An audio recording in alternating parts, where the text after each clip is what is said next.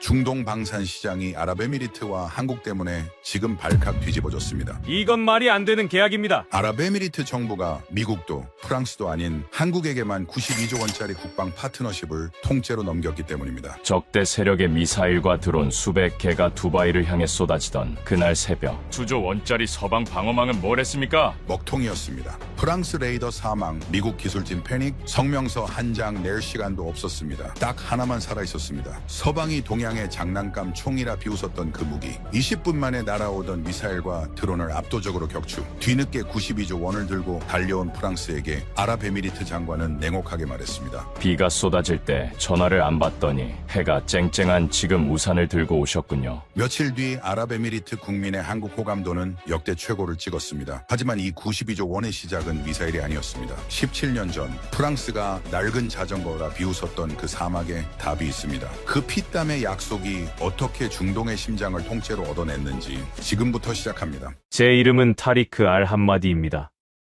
아랍에미리트의 국가 안보를 책임지는 안보회의의 핵심 위원이자 이 나라의 국방 정책을 설계하는 사람입니다. 사람들은 우리를 가리켜 모래 위에 돈으로 성을 쌓은 부자들이라고 부릅니다. 틀린 말은 아닙니다. 우리는 막대한 오일머니를 바탕으로 세상에서 가장 높은 빌딩을 세웠고 세상에서 가장 비싼 전투기와 미사일을 사들여 우리의 하늘을 방어했습니다. 돈으로 살 수 없는 안전은 없다고 굳게 믿어왔으니까요. 하지만 며칠 전 새벽, 제가 지하 깊숙한 곳에 마련된 국방부 벙커에서 마주한 현실은 그 오만한 믿음을 산산조각 내버렸습니다. 경보 발생, 전역의 1급 통제 발령, 다수의 미확인 비행체 접근 중, 새벽 2시 17분. 정적을 찢어발기는 굉음과 함께 벙커의 붉은 비상등이 미친 듯이 돌아가기 시작했습니다. 중앙의 거대한 전술 통제 스크린에는 국경 너머에서 날아오는 붉은 점들이 폭포수처럼 쏟아져 내리고 있었습니다.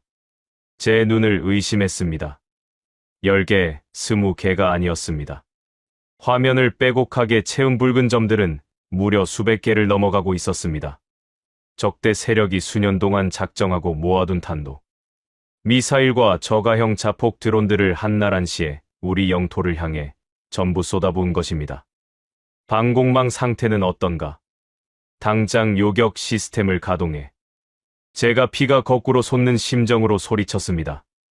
하지만 서방 국가에서 파견 나온 군사 고문단과 기술자들의 얼굴은 이미 하얗게 질려 있었습니다. 그들이 자랑하던 최고급 레이더망은 벌떼처럼 몰려오는 수백 개의 표적을 동시에 처리하지 못하고 먹통이 되어버렸습니다. 타리크 위원님, 표적이 너무 많습니다. 시스템 메모리의 과부하가 걸렸습니다.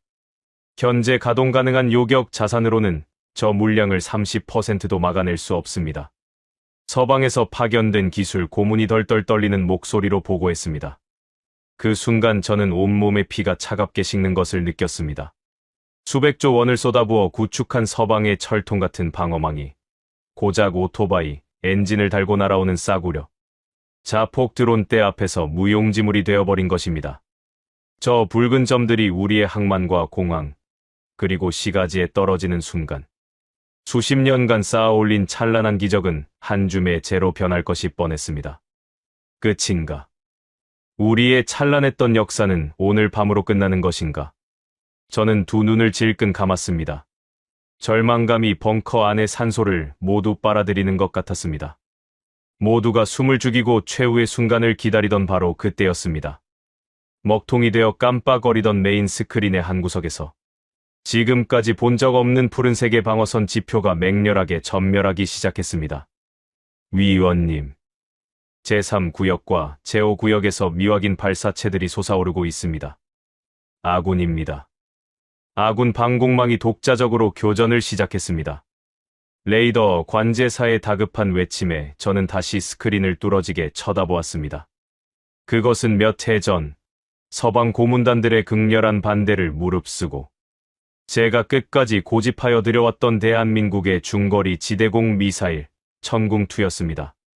시스템 과부하로 눈을 감아버린 서방의 레이더와 달리 천궁2의 다기능 레이더는 사막의 모래 폭풍 속에서도 수백 개의 적기를 동시에 추적하며 그 서늘한 눈을 부릅뜨고 있었습니다. 벙커의 외부 감시 카메라 화면이 켜졌습니다. 어둠에 잠겨있던 모래 언덕 위로 거대한 화염이 번쩍였습니다. 콜드 런칭 방식. 발사관에서 가스의 압력으로 튕겨져 나온 천궁2 미사일들이 공중에서 점화되며 불기둥을 뿜어냈습니다. 한 발, 두 발, 세 발. 쉴 새 없는 연속 발사였습니다. 발사된 미사일들은 밤하늘을 거대한 캔버스 삼아 붉은 궤적을 그리며 맹수처럼 적들을 향해 쇄도했습니다. 목표물 포착. 도달 시간 10초 전. 5초 전. 격추 확인. 관제사에 떨리는 목소리가 벙커 안을 울렸습니다. 화면 속에서 날아오던 붉은 점들이 마하 5의 속도로 날아간 푸른 궤적과 충돌하며 하나둘씩 흔적도 없이 사라지기 시작했습니다. 그것은 전투라기보다는 완벽하게 통제된 학살이었습니다. 미국의 패트리어트보다 훨씬 저렴한 가격이었지만 표적을 물고 늘어지는 집요함과 명중률은 가히 악마적이기까지 했습니다. 하늘에서는 쉴 새 없이 거대한 폭발음이 천둥처럼 울려 퍼졌고 파괴된 드론의 파편들이 불타는 비가 되어 사막 위로 쏟아져 내렸습니다. 단 20분. 우리의 숨통을 끊어놓기 위해 날아왔던 수백 개의 죽음은 한국의 기술력이 빚어낸 거대한 방패 앞에서 철저하게 으스러졌습니다. 마지막 남은 하나의 붉은 점마저 천궁2의 타격에 소멸하는 순간 무덤 같았던 벙커 안에서는 짐승 같은 함성과 오열이 터져 나왔습니다. 저는 다리에 힘이 풀려 주저앉고 말았습니다. 돈으로 산 싸구려 평화가 아니라 진정한 힘이 우리를 지켜낸 벅찬 순간이었습니다. 그날의 기적이 있고 며칠이 지난 오늘 아침, 저는 아랍에미리트 국방부의 최고급 접견실에 앉아 있었습니다. 제 맞은편에는 말끔한 정장 차림의 대한민국 대통령 특사단이 앉아 있었습니다. 그들의 표정은 들뜨거나 오만하지 않았고 그저 당연한 일을 해냈다는 듯 묵묵하고 단단해 보였습니다. 테이블 위에는 두꺼운 서류 뭉치가 놓여 있었습니다. 92조 원. 단순한 무기 구매 계약이 아니었습니다. 우리 아랍에미리트의 영공을 지킬 통합 방공망 구축, 차세대 전투기의 공동 개발 참여, 그리고 해양 전력과 국방 시스템 전체의 유지 보수까지, 요람에서 무덤까지 함께하는 피를 나눈 형제국가만이 맺을 수 있는 완벽한 국방 파트너십이었습니다. 저는 한치의 망설임도 없이 그 서류에 서명했습니다. 바로 그때 굳게 닫혀있던 접견실의 두꺼운 나무 문이 벌컥 열리며 한 무리의 사람들이 소란을 피우며 들어왔습니다. 프랑스의 거대 방산업체 최고의 임원인 아르노 로랑과 그의 수행원들이었습니다. 아르노의 이마에는 땀방울이 맺혀 있었고 그의 숨결은 거칠었습니다. 그는 며칠 전 우리 영공이 뚫릴 뻔했다는 소식을 듣고 우리가 덜덜 떨며 자신들의 값비싼 무기를 구걸할 것이라 착각하고 급하게 날아온 것이 분명했습니다.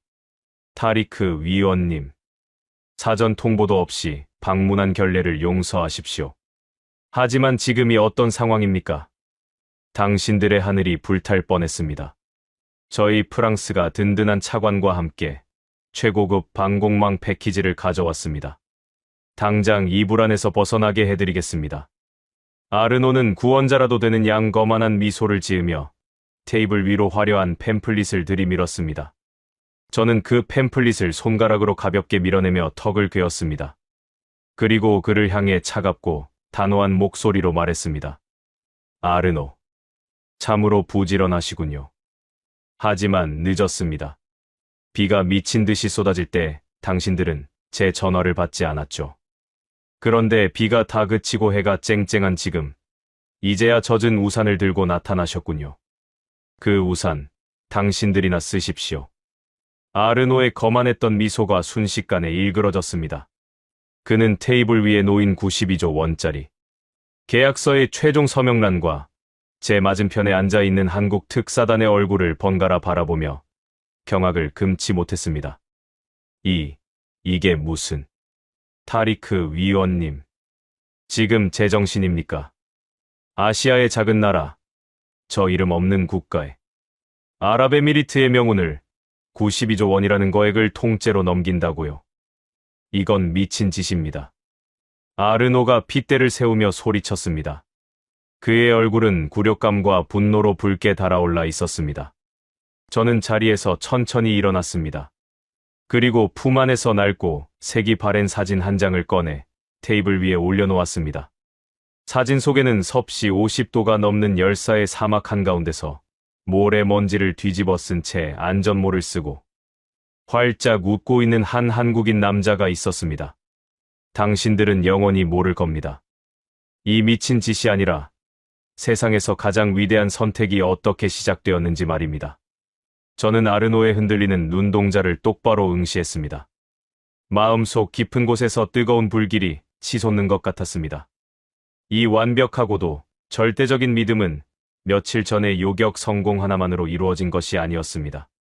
시계를 17회 전 펄펄 끓어오르던 붉은 사막으로 아무도 한국을 믿어주지 않았던 그 처절하고 외로웠던 시간으로 되돌려야겠습니다. 우리가 왜 이 작은 나라의 사람들을 우리 조국의 형제로 맞이하게 되었는지, 그 눈물겨운 전설의 시작을 말입니다. 그해 겨울, 아부다비 중심가에 위치한 7성급 호텔의 그랜드 볼룸은 세상에서 가장 비싼 향수. 냄새와 씨가 연기로 가득 차 있었습니다. 바닥에는 최고급 페르시아 양탄자가 깔려 있었고, 천장에서는 수만 개의 크리스털로 장식된 거대한 샹들리에가 눈이 부시도록 찬란한 빛을 쏟아내고 있었습니다. 그 화려한 불빛 아래, 전 세계에서 네로라 하는 원자력 발전, 기업의 수장들과 강대국의 외교 사절단이 샴페인 잔을 부딪히며 미소를 교환하고 있었습니다. 그들이 이 먼 사막까지 날아와 화려한 파티를 벌이는 이유는 단 하나였습니다. 아랍에미리트 건국 이래 최대 규모의 국책 사업이자 세계 최대의 단일 원자력 발전소 건설 프로젝트. 무려 200억 달러, 우리 돈으로 20조 원이 훌쩍 넘는 천문학적인 자금이 걸린 바라크가 원전 입찰전이 열리는 날이었기 때문입니다. 당시 서방 세계의 엔지니어들에게 우리 아랍에미리트는 그저 돈다발을 쥐고 있는 순진한 졸부들에 불과했습니다. 원자력이라는 최첨단 기술의 무지한 사막의 왕족들. 그들은 화려한 프레젠테이션과 정치적인 압박만 거치면 우리가 지갑을 열 것이라 굳게 믿고 있었습니다. 그 오만함의 정점에 서 있던 인물이 바로 프랑스 거대 원전 기업 아레바의 핵심 임원 아르노 로랑이었습니다. 단상에 오른 아르노 로랑은 최고급 맞춤 정장의 단추를 우아하게 채우며 마이크를 잡았습니다. 그의 등 뒤로 펼쳐진 거대한 스크린에는 프랑스가 자랑하는 최신형 원자로의 화려한 3차원 컴퓨터, 그래픽 영상이 돌아가고 있었습니다. 그는 여유로운 미소를 지으며 연회장 구석에 조용히 앉아있던 한 무리의 동양인들을 향해 시선을 돌렸습니다. 바로 뒤늦게 입찰에 뛰어든 대한민국의 원전 수주팀이었습니다. 존경하는 타리크 위원님, 그리고 아랍에미리트의 위대한 지도자 여러분. 원자력 발전은 국가의 심장을 이식하는 가장 위험하고도 정교한 수술입니다. 여기 입찰에 참여한 한국이라는 나라는 참으로 부지런하고 훌륭한 하청업체임은 분명합니다. 그들은 지난 수십 년간 서방의 기술을 열심히 베끼고 조립하며 성장해왔습니다. 아르노의 입가에 조롱 섞인 미소가 번졌습니다. 연회장에 모인 서방 외교관들과 기업인들 사이에서 크크거리는 비웃음이 새어나왔습니다. 하지만 여러분, 상상해 보십시오. 세상에서 가장 뜨겁고 가혹한 이 사막 한가운데서 여러분의 가족을 태우고 먼 길을 떠나야 한다고 말입니다. 안전과 성능이 완벽하게 검증된 최고급 프랑스산 벤츠를 타시겠습니까? 아니면 부품을 어디서 주워왔는지도 모를 낡고 녹슨 자전거를 타시겠습니까? 한국의 원전을 선택한다는 것은 벤츠를 탈 수 있는 돈을 쥐고도 낡은 자전거를 타고 사막을 건너겠다는 자살 행위와 같습니다. 아르노의 연설이 끝나자 우레와 같은 박수갈채가 쏟아졌습니다. 그것은 명백한 모욕이자 국제사회의 공개적인 폭력이었습니다. 서방의 엘리트들에게 한국은 독자적인 기술 없이 남의 도면이나 베끼는 변방의 이름 없는 나라일 뿐이었습니다.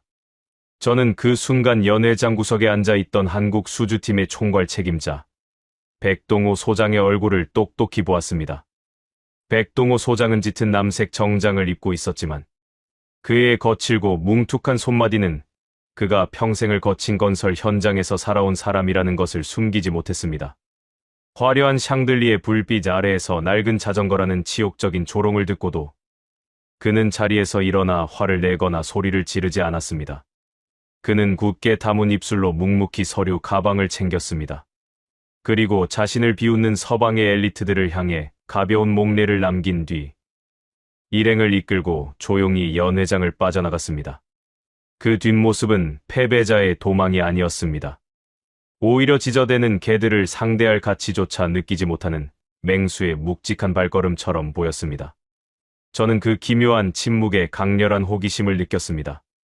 그날 밤 아르노 로랑과 프랑스 사절단이 호텔 스카이라운지에서 최고급 샴페인을 터뜨리며 승리를 확신하는 축하 파티를 벌이고 있을 때였습니다. 제 부관이 다급한 발걸음으로 다가와 귓속말을 전했습니다. 한국 대표단이 호텔에 없다는 것이었습니다. 로비에서 술을 마시는 것도 아니고 본국으로 돌아가는 비행기를 탄 것도 아니었습니다.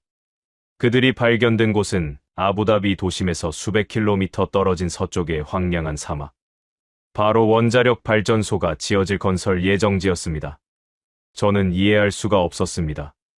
가로등 하나 없는 캄캄한 사막, 모래 폭풍이 몰아치고 밤낮에 일교차가 뼈를 깎는 그 지옥 같은 곳에 도대체 왜 갔단 말인가? 저는 즉시 방탄 지프차를 몰고 사막으로 향했습니다. 포장된 도로가 끝나고 오프로드의 험난한 모래 언덕을 넘기를 수차례 칠흑 같은 어둠 속에서 희미한 불빛 하나가 제 시야에 들어왔습니다. 차에서 내린 저는 쏟아지는 모래바람을 손으로 가리며 불빛을 향해 걸어갔습니다.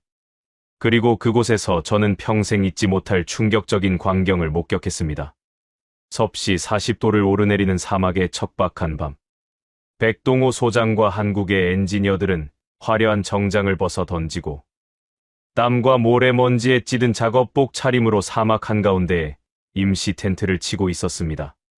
그들은 거대한 시추 장비를 동원해 모래 속 깊은 곳의 안반 지지를 직접 파내려가며 데이터를 수집하고 있었습니다. 에어컨이 나오는 호텔방에서 3차원 그래픽을 돌리며 입으로만 안전을 떠들던 서방의 학자들과는 완전히 다른 세계의 사람들이었습니다. 백 소장, 지금 여기서 대체 뭘 하는 겁니까? 입찰 결과는 아직 나오지도 않았소. 제가 다가가 묻자 백동호 소장은 헤드랜턴을 벗으며 제게 흙투성이가 된 손을 내밀었습니다.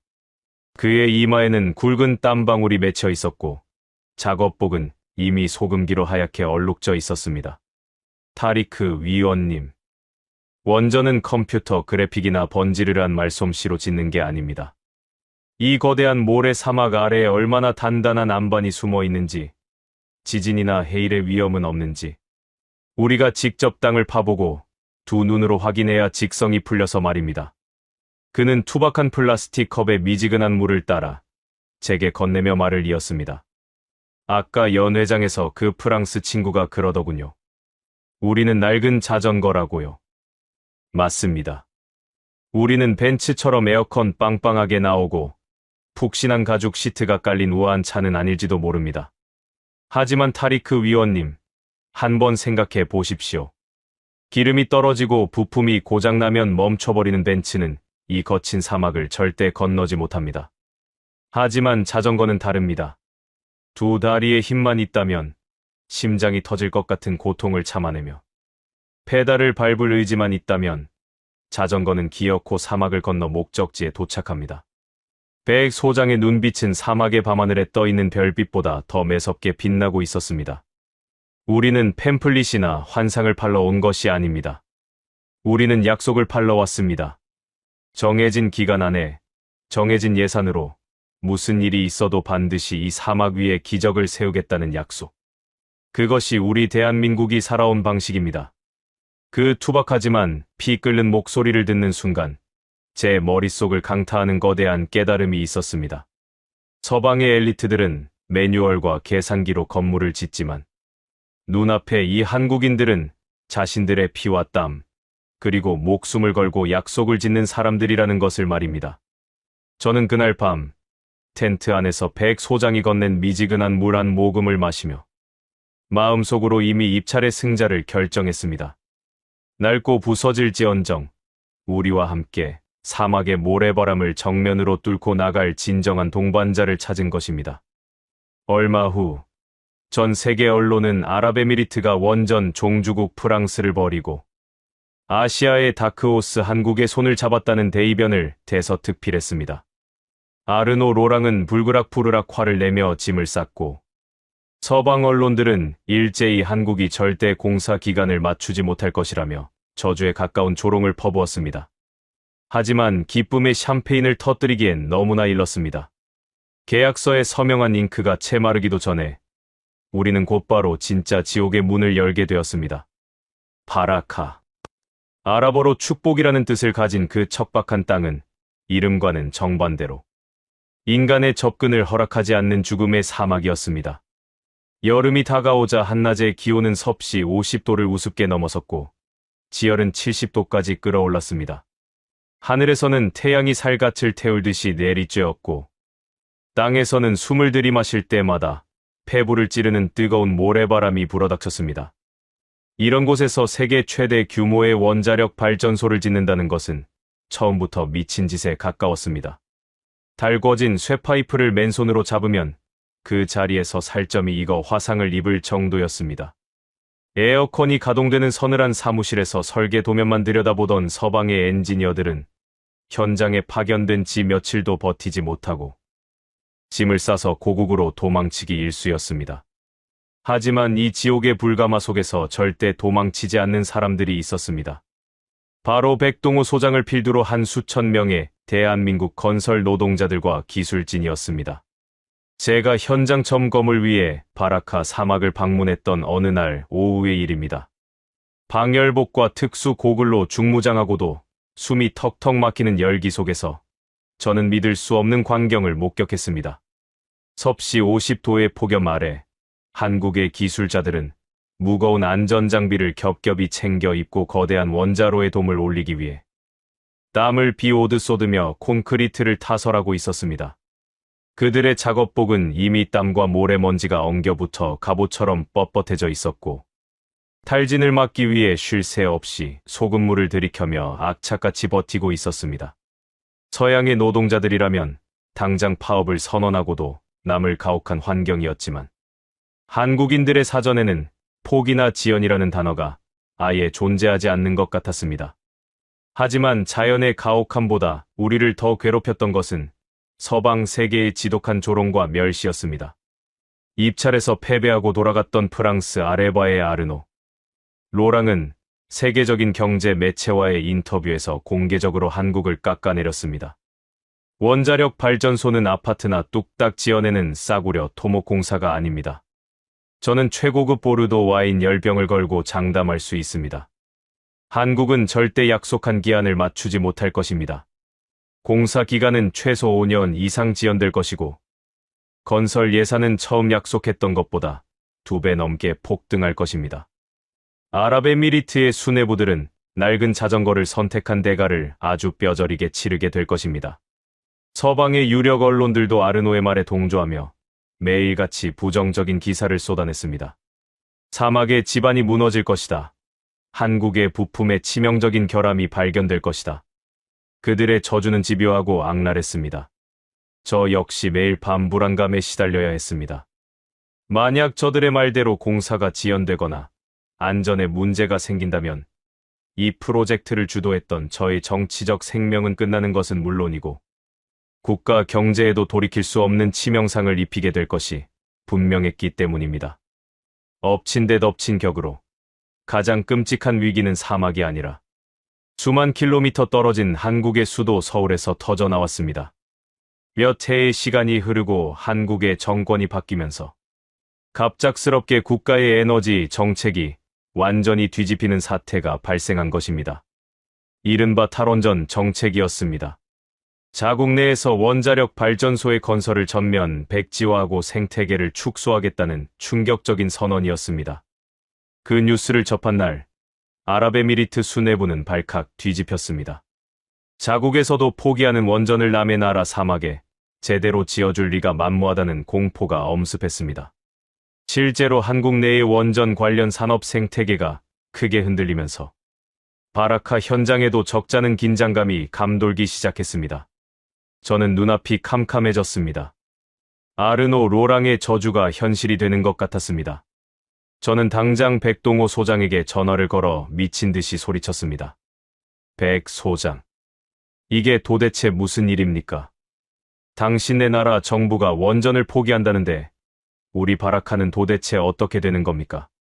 부품 공급에 문제가 생기면 공사는 올스톱 아닙니까?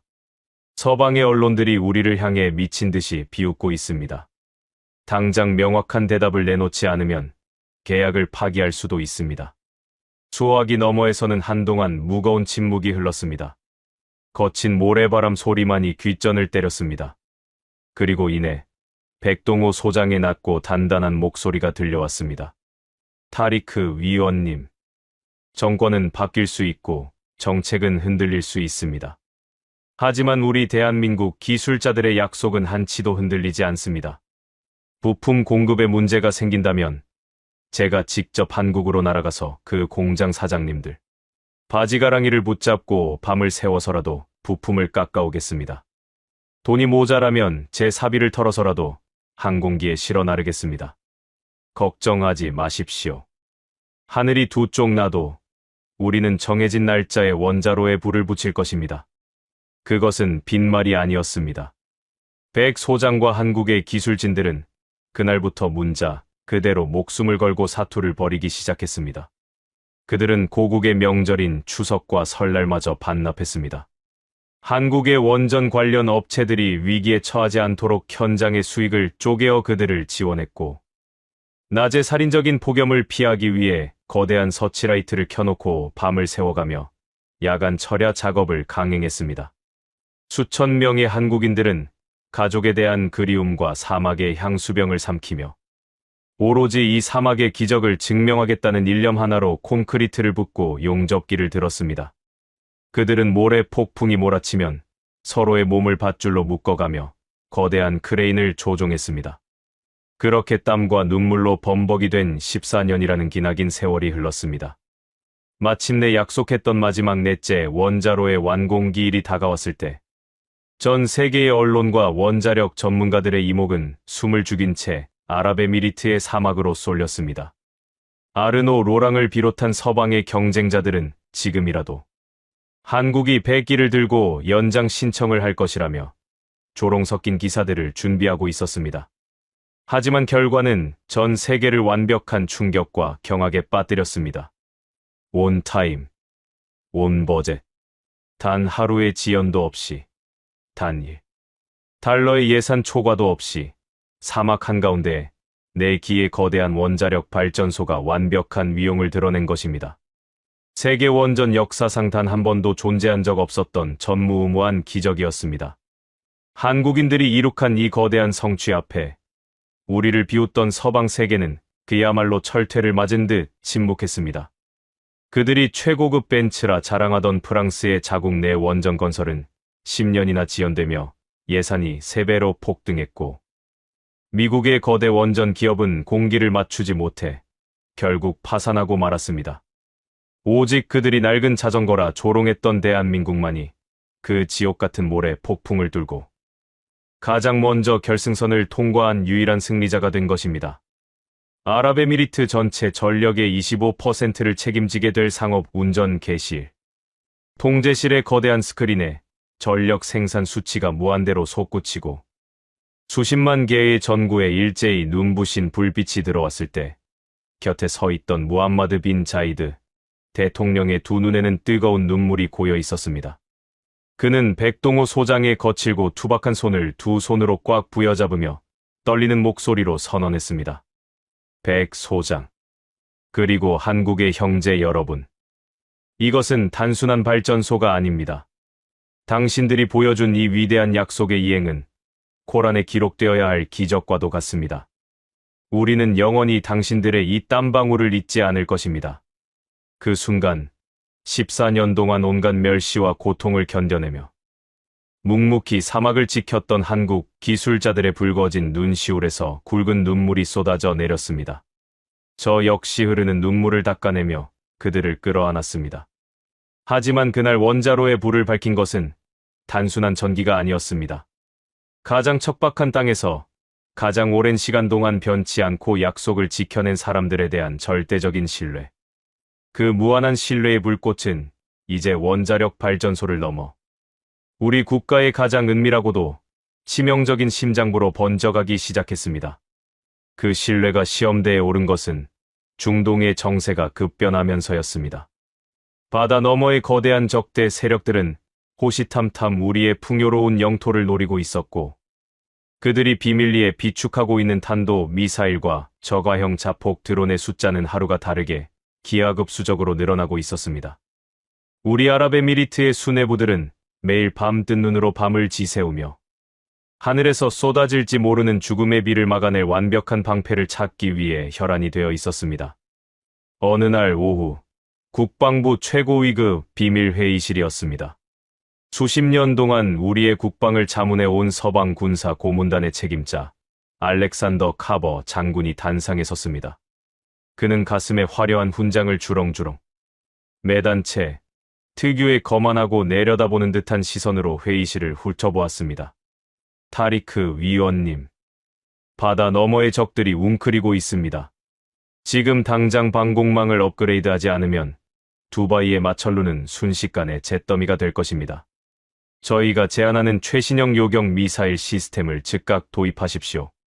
가격은 1개의 포대당 수조 원에 달하지만 여러분의 그 넘쳐나는 오일머니라면 충분히 지불할 수 있는 푼돈 아닙니까?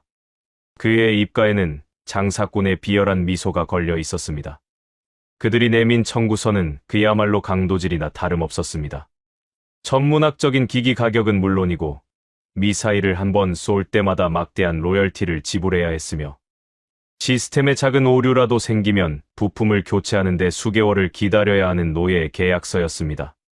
심지어 가장 결정적인 타격 통제권마저 서방의 승인을 거쳐야만 작동하는 굴욕적인 조건이 명시되어 있었습니다. 저는 주먹을 꽉 쥐었습니다.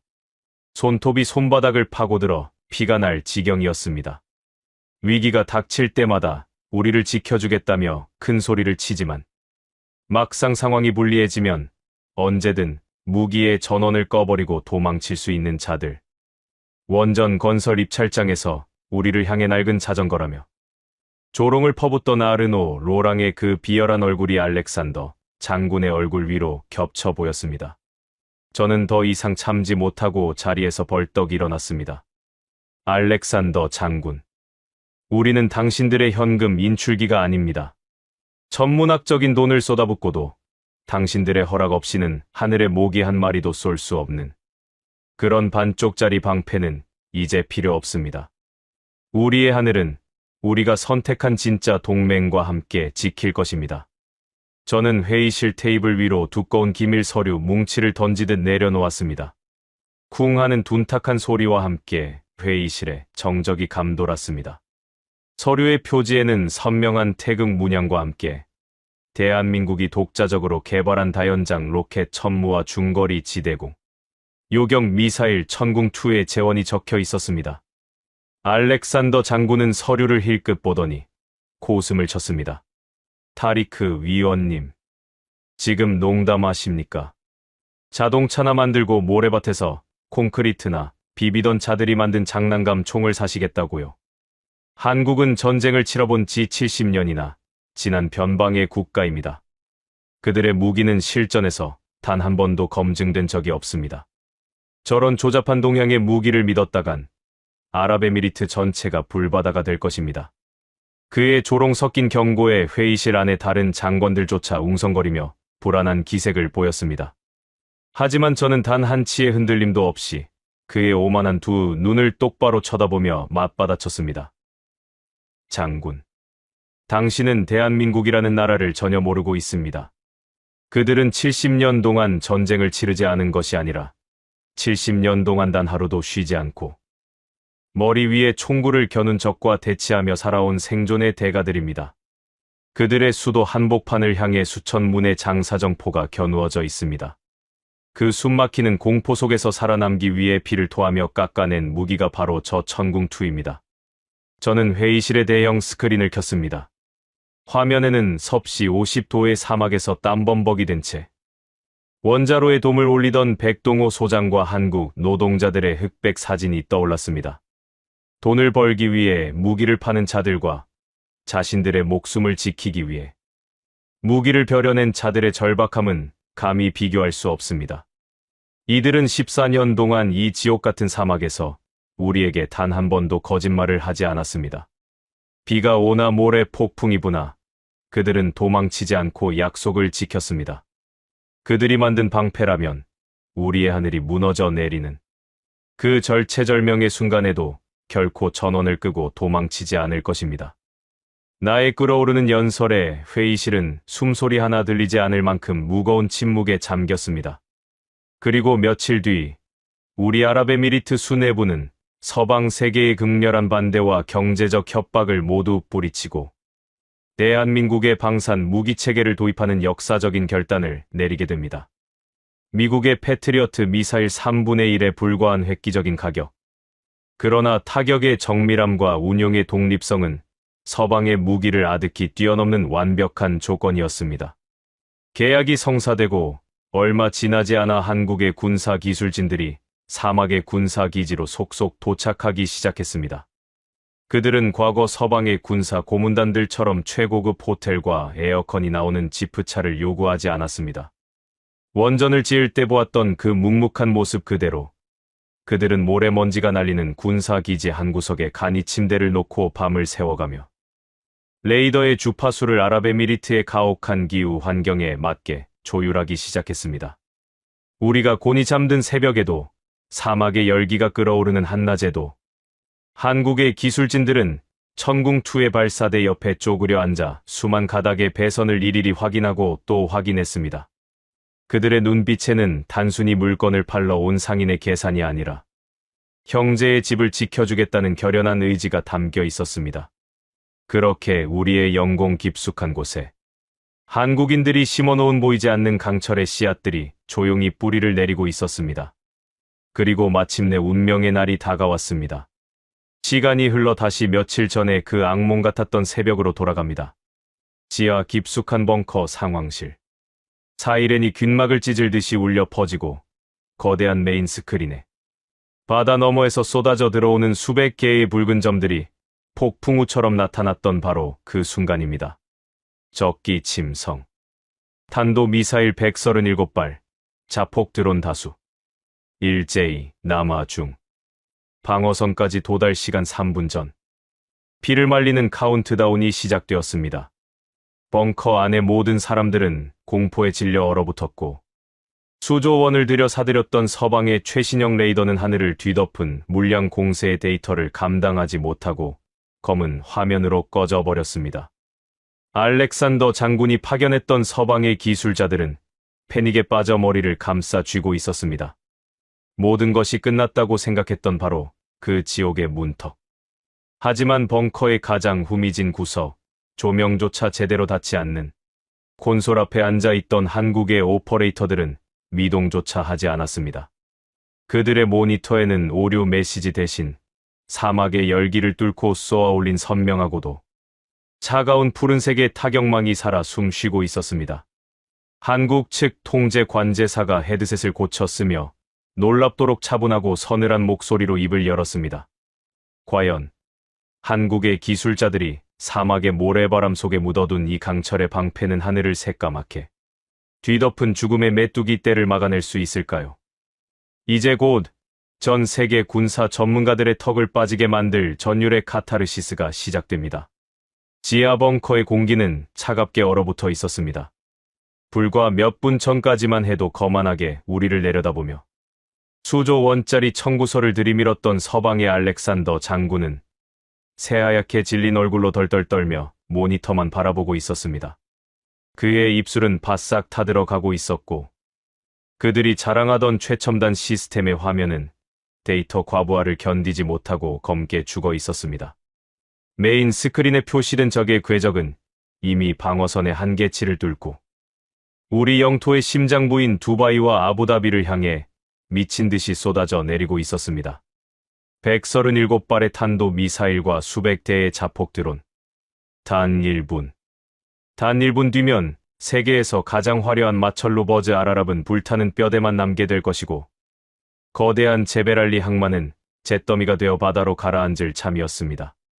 벙커 안의 장관들은 비명을 지르며 바닥에 주저앉았고, 누군가는 절망에 빠져 알라의 이름만을 부르짖고 있었습니다. 솔직히 고백하겠습니다. 그 순간 저의 두 다리도 젤리처럼 흔들리고 있었습니다. 머릿속에는 오늘 아침 집을 나서기 전 잠든 제 어린 딸의 얼굴이 번쩍 스쳐 지나갔습니다. 그 아이가 자고 있는 집 위로 탄도 미사일이 떨어진다면 생각만으로도 심장이 으깨지는 것 같았습니다. 모든 것이 끝났다고 체념하려던 바로 그 찰나. 벙커 한 구석에서 묵묵히 자리를 지키고 있던 한국인 오퍼레이터의 서늘하고도 또렷한 목소리가 정적을 갈랐습니다. 표적 궤적 계산 완료. 전궁2 다기능 레이더. 전 표적 동시 추적 유지 중. 전 포대. 교전 준비 끝났습니다. 저는 고개를 휙 돌렸습니다. 벙커의 가장 후미진 구석, 조명조차 제대로 닿지 않는 보조 콘솔 앞이었습니다. 3명의 한국인 오퍼레이터가 미동조차 하지 않고 각자의 모니터에 시선을 고정한 채 앉아 있었습니다. 방금 전까지 울부짖고 머리를 감싸 쥐고 있던 벙커의 나머지 사람들과는 완전히 다른 세계에 속한 사람들이었습니다. 가장 놀라운 것은 그들의 모니터였습니다. 서방 시스템이 검은 화면으로 죽어버린 그 순간에도 한국 콘솔에는 오류 메시지 대신 선명하고도 차가운 푸른색의 타격망이 살아 숨쉬고 있었습니다. 수백 개의 붉은 점들이 실시간으로 추적되고 각각의 궤도 예측선이 가느다란 실처럼 그어지며 요격 우선순위가 자동으로 매겨지고 있었습니다. 나중에 알게 된 사실이지만 이 관제팀의 팀장은 한국 본토에서 북쪽의 위협에 대비해 수백 차례의 실전급 대응, 훈련을 경험한 베테랑이었습니다. 머리 위에 수천 문의 포가 겨누어진 나라에서 매일 아침 눈을 뜨는 사람들에게 하늘에서 쏟아지는 미사일은 처음 겪는 공포가 아니었던 것입니다. 저는 용수철처럼 자리에서 튀어올랐습니다. 알렉산더 장군이 쉰 목소리로 소리쳤습니다. 미친 짓이야. 저 엄청난 물량을 동시에 요격하는 건 불가능해. 빗나간 파편들이 시가지에 떨어져 대참사가 일어날 거라고. 하지만 저는 그의 멱살을 움켜쥐고 밖으로 내동댕이 치고 싶은 충동을 억누르며 한국인 관제사를 향해 단호하게 외쳤습니다. 발사하십시오. 우리의 하늘을 지켜주십시오. 한국인 관제사는 짧게 고개를 끄덕였습니다. 그리고 마이크에 대고 내뱉은 한마디가 사막 곳곳에 잠들어 있던 강철의 짐승들을 일제히 깨워 올렸습니다. 전 포대, 교전 개시. 명령이 떨어지기가 무섭게 통제실 화면 위로 사막 곳곳에 전개된 천궁2 발사대의 실시간 영상이 동시에 띄워졌습니다. 모래 언덕에 반쯤 묻혀 위장된 거대한 발사관이 유압 장치에 낮은 신음과 함께 천천히 고개를 쳐들었습니다. 마치 모래 속에 잠들어 있던 거인이 기지개를 켜듯 발사관의 덮개가 열리며 매끈한 미사일의 탄두가 사막의 밤 공기 위로 모습을 드러냈습니다. 그리고 펑. 화염을 뿜으며 거칠게 날아오르는 서방의 미사일들과는 시작부터 달랐습니다. 압축가스의 건조한 파열음과 함께 육중한 미사일들이 발사관에서 허공으로 차갑게 튕겨 올랐습니다. 콜드 런칭. 가스의 압력으로 미사일을 먼저 공중에 밀어 올린 뒤 안전한 높이에서 점화하는 방식이었습니다. 발사대에 열 손상을 주지 않기에 한 발을 쏘고 즉시 다음 발을 장전할 수 있는 오늘 밤처럼 수백 개의 표적이 동시에 쏟아지는 상황에서 생과 사를 가를 결정적인 이 점이었습니다. 첫 발이 공중에서 점화되며 맹렬한 불기둥을 토해냈습니다. 사막의 어둠이 단번에 대낮처럼 밝아졌습니다. 그리고 두 번째, 세 번째가 기다렸다는 듯이 연달아 뛰어올랐습니다. 제5구역에서도 제7구역에서도 동시에 화염이 번쩍였습니다. 사막 곳곳에 심어두었던 강철의 선인장들이 일제히 불의 씨앗을 밤하늘에 뿌려대기 시작했습니다. 마오. 음속의 5배라는 짐승 같은 속도로 밤하늘을 찢어발기며 솟구쳐 오른 푸른 궤적들은 마치 사냥감을 쫓는 굶주린 맹수처럼 적의 미사일과 드론들을 향해 무자비하게 돌진했습니다. 쾅. 첫 번째 충돌. 두바이 외곽을 향해 돌진하던 적의 탄도 미사일이 천궁2와 정면으로 부딪히며 거대한 불덩이로 변했습니다. 1번 교전 성공. 표적 소멸. 관제사의 목소리는 놀랍도록 차분했습니다.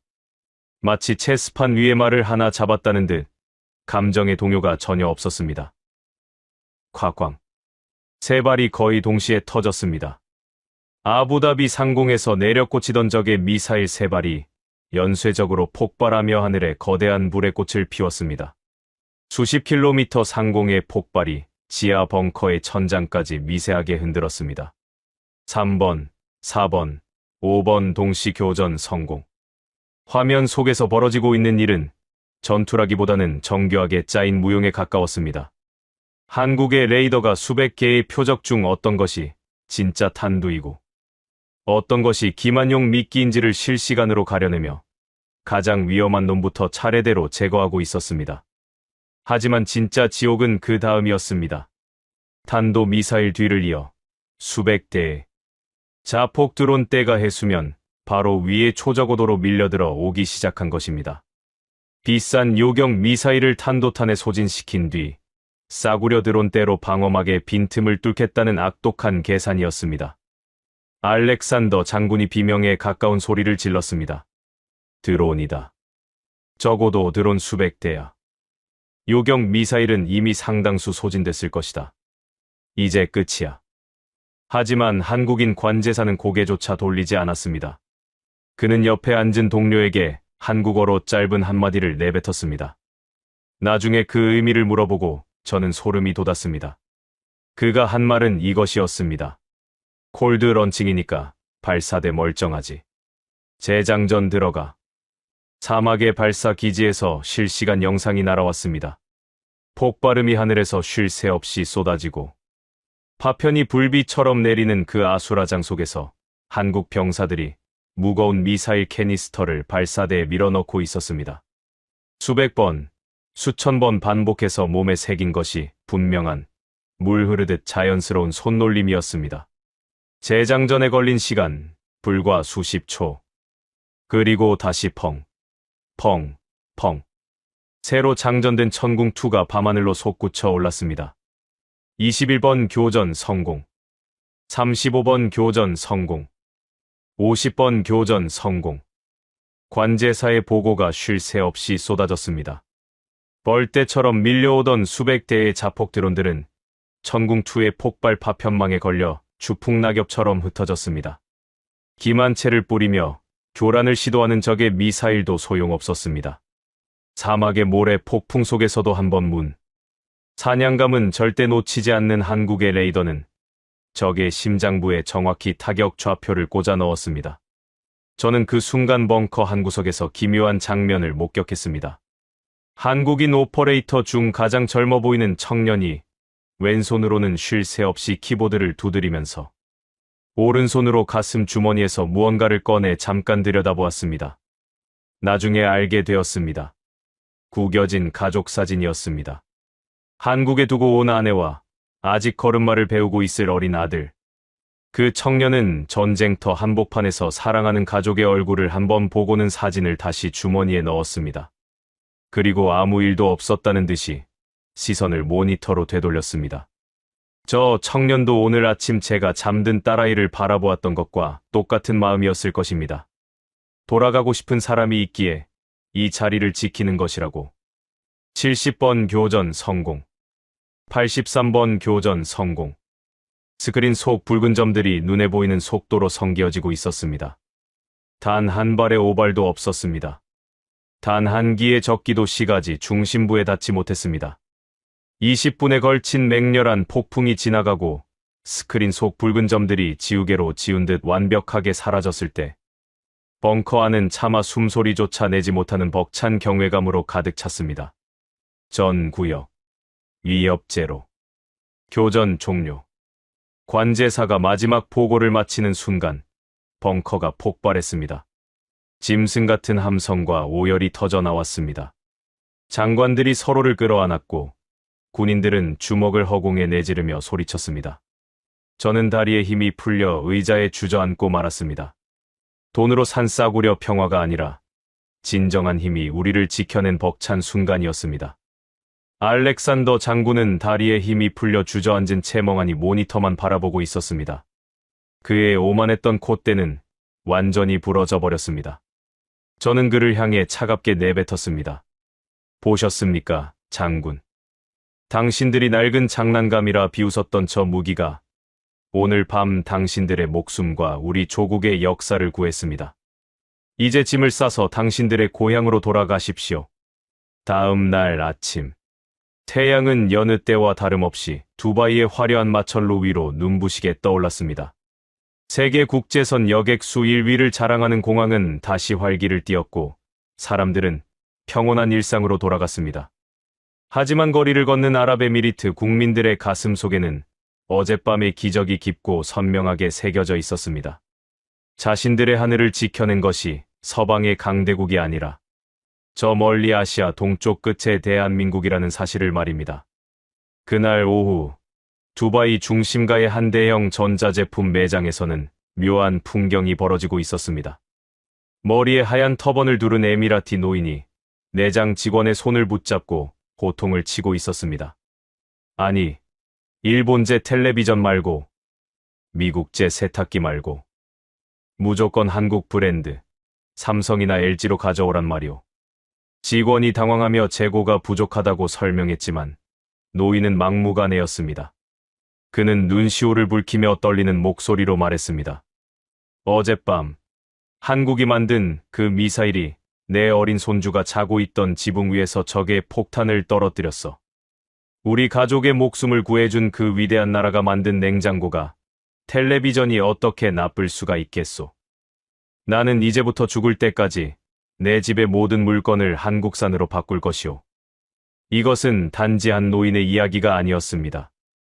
아랍에미리트 전역에서 한국에 대한 호감도는 전 세계 어디에서도 유례를 찾아볼 수 없는 압도적인 수준을 기록했습니다. 거리 곳곳에 한국의 노래가 울려 퍼졌고 한국의 음식을 파는 식당 앞에는 끝이 보이지 않는 줄이 늘어섰습니다. 우리 정부는 두바이 한복판에 한국의 문화와 기술, 그리고 의료와 방산을 모두 집약한 초대형 복합 도시의 건설 구상을 전격적으로 발표했습니다. 제가 아르노 로랑의 면전에서 92조 원이라는 천문학적인 방산 투자 계약서에 서명할 수 있었던 이유. 그것은 단순히 무기의 성능이나 가성비 때문만이 아니었습니다. 무기 너머에 있는 그 나라 사람들의 진심, 피를 나눈 형제라는 완벽한 신뢰가 있었기 때문입니다. 그리고 며칠 뒤, 저는 아랍에미리트를 대표하는 대통령 특사 자격으로 대한민국의 수도 서울행 비행기에 올랐습니다. 서울의 한 대형 공연장에서는 17회 전 사막에서 시작된 기적, 바라카 원전 14년의 사투를 담은 다큐멘터리의 시사회가 열리고 있었습니다. 수많은 불빛이 쏟아지는 단상 아래 이제는 머리가 하얗게 센 백동호 소장과 한국의 기술자들이 앉아 있었습니다. 저는 아랍에미리트 최고의 영예를 상징하는 황금 훈장을 가슴에 품고 단상 위로 올라갔습니다. 마이크를 잡은 제 손이 가늘게 떨리고 있었습니다.